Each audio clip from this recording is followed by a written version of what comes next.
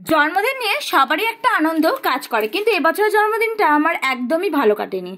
কেন কাটেনি পুরো ব্লগটা দেখার অনুরোধ করব। নমস্কার, আমি কাজল, কাজল ব্লগে সবাইকে স্বাগত। সবাই কেমন আছো? আশা করছি সবাই খুব ভালো আছো। নর্মাল দিনগুলো যেরকম কাটে, আমার এই জন্মদিনের দিনটাও সেরকমই কেটেছিল বলতে পারো। আবার কিন্তু অফিসে খাবার নিয়ে যাবে, তার জন্য কিন্তু সকাল সকাল উঠে আমি সব খাবার রেডি করে দিয়েছিলাম। স্নান করে কিন্তু এই উঠলাম। এখন কিন্তু বাজে দুপুর 2:30, ঠিকই শুনছো। আর এখানে কিন্তু এই যে কথা দাঁড়িয়ে রয়েছে। যাই হোক, আজকে অনেকটাই লেট হয়ে গেল, আজকে অনেকটাই কাজ ছিল। তো এই যে এখন রেডি সেডি হয়ে নি, মাথা ব্যথা পুছে নি, তারপরে এই যে কথাকে ঘুম পাড়িয়ে নি। কথা এখন ঘুমাবে, তো কথাকে ঘুম পাড়িয়ে আবার তোমাদের সাথে দেখা হচ্ছে। চলো। তোমাদের প্রথমেই বললাম যে এবছর জন্মদিনটা নিয়ে আমার কোনো মাথা ব্যথাই ছিল না, তার কারণ তোমাদেরকে একটু পরে বলবো। তার জন্য কিন্তু সেরকম কোনো রান্নাই করিনি। 2-3 রকমের মাছ করেছিলাম, ডাল করেছিলাম, আর কিছু সবজিপাতি তোমরা দেখেই নিয়েছিলে সকালে। তারপরে চলে গেছিলাম কিন্তু সন্ধেবেলা একদম ডাইরেক্ট পুজো দিতে। দেখো এখানে কিন্তু কথার কাজ কিন্তু করে যাচ্ছে। কথাও কিন্তু প্রণাম করছিল ঠাকুরকে, শুধু প্রণাম করেই যাচ্ছে। তো যাই হোক, তারপরে দেখি হঠাৎ করে বাবাই চলে এসছে, মানে বরমাসাই চলে এসছে। আর এখানে দেখো ভাই, বরমাসাই আর কিন্তু মামার মেয়ে সবাই মিলে কিন্তু দেখছি এখানে সেলিব্রেশনের জন্য কেকটা রেডি করছিল। আর সত্যি বলতে কেন আজকে সেলিব্রেশনটা করতে ইচ্ছা করছিল না, তার কারণ মা আর বরমাসাই দুজনের কেউই বাড়িতে ছিল না। এটা আমার জন্য একটা সারপ্রাইজই ছিল যে বরমাসাই এমন একটা বিশেষ কাজে গেছিল, সেখান থেকে টাইম বের করে বাড়িতে এসেছিল। সেটাই আমার কাছে খুব বড় ব্যাপার। সেলিব্রেশনটা কিন্তু ইম্পর্টেন্ট ছিল না। তো যাই হোক, মানুষটা আমার পাশের ছিল, মানুষটা আমার জন্য এত দূর থেকে এসেছে, সেটাই কিন্তু আমার সব থেকে বড় পাওয়া। সত্যি বলতে খুবই আনন্দ পেয়েছিলাম, আর একটু সারপ্রাইজও হয়ে গেছিলাম। তো দেখো এখানে সেলিব্রেশন করবার কথাকে ছাড়া আমি সেলিব্রেশন করতে পারি, এটা তো আমার একদমই ভালো লাগে না।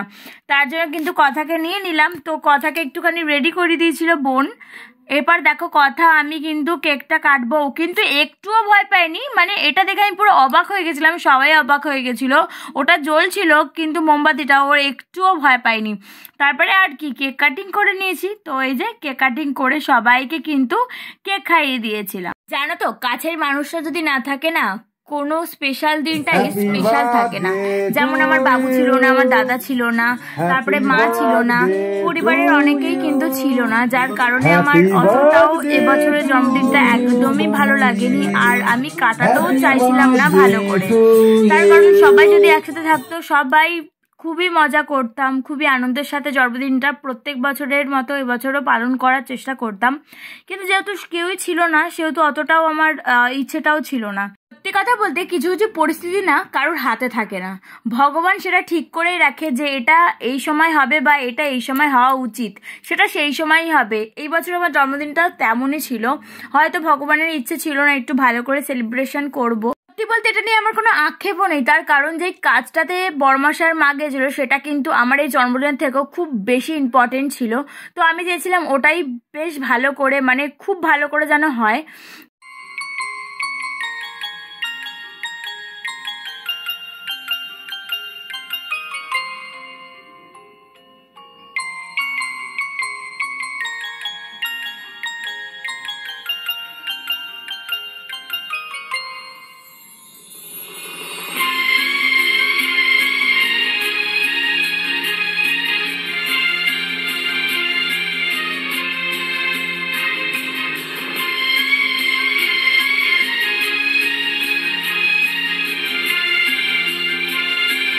সকাল থেকে সন্ধ্যেটা যাই হোক ভাবে কাটলেও রাতটা যেন খুব সুন্দরভাবে কেটেছে।